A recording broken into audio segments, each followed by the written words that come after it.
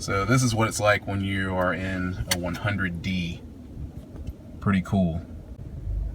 I must say it is blowing my mind to look down here and see that I have an estimated 326 miles of range. Now, I realize this is saying otherwise, but still, it's definitely a lot more comfort. Wow, it's a comfort that I wish I had, really. I mean, yeah, just knowing that you could definitely pull 300 miles out of this thing or pretty close to it, that's a game changer, really, when you think about it. So, would I like to see double? Absolutely. I mean, I think that's going to be, as I've said in many of these videos, that's going to be the real sweet spot, is when they can get this thing to 200 kilowatts, and I know we're a ways off from there, a long ways off. Well, at this rate, it looks like I am truly going to pull 300 miles out of this full charge. I mean, that is just insane. I can't get over it, really. Wow, I really wish I could put a 100 kilowatt hour battery in my Model X. It would make a world of difference. I'm just blown away right now. It's strange how the loaners that I get seem to charge a little bit faster than my own vehicle. I don't think I've ever seen it go over 49 miles, possibly 50, but I've definitely caught it going at a speed of 49 miles of range per hour. But this one here is pulling at 52. I had another loaner that was pulling at 56 miles of range per hour. I don't know if this is a good or a bad thing, or but anyway, I'm gonna have to ask them about that.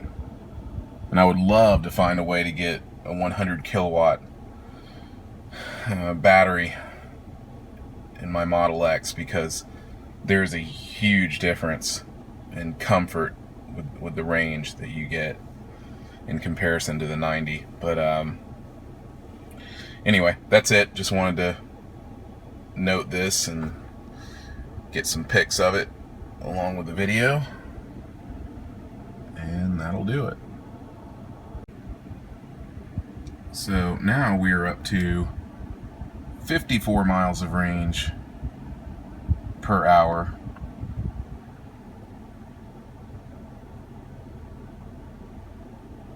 And started charging just a little over an hour ago. So no complaints here. Just wish I could get that when I plug my own vehicle in over here at home. So the high-powered wall charger seems to be working just fine after having the breaker repaired. So the car is fully charged at 90%. Not fully charged, I'm sorry. It is charged at 90%, and it's telling me I've got 302 miles. Not bad. Not a bad range to start the day with at 90%. So here we go. Of course, it just dropped to 301, but it's been sitting for a while anyway. Here we are, day 4 with the Model S 100D, and I'm not so sure I want to even bring it back.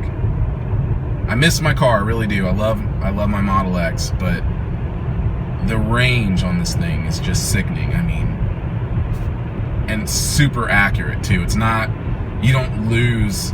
I mean, look at the temperature right now. It's 43 degrees Fahrenheit. Started out at 35 degrees Fahrenheit this morning. Been driving around a little bit. And you see I've got 214 miles remaining. I started with 250. It's very accurate. Like, if, for example, like if I would have been driving with the Model X, and let's just say I drove 35 miles, and you see in this situation where I've pretty much lost about a mile's worth of range to you know, all the other stuff like climate control and things like that. But other than that, I'm doing really well. I'm doing really well on the range. So there's something about not just the larger battery pack, but there's something about what they're doing right now as of late 2017. They've made some significant improvements with the efficiency of these vehicles, and I'm loving it. I can't believe I'm saying this, but I really wish I would have waited, even though it would have meant losing the ventilated seats. I wish I would have waited, because this is way better. This is so much better.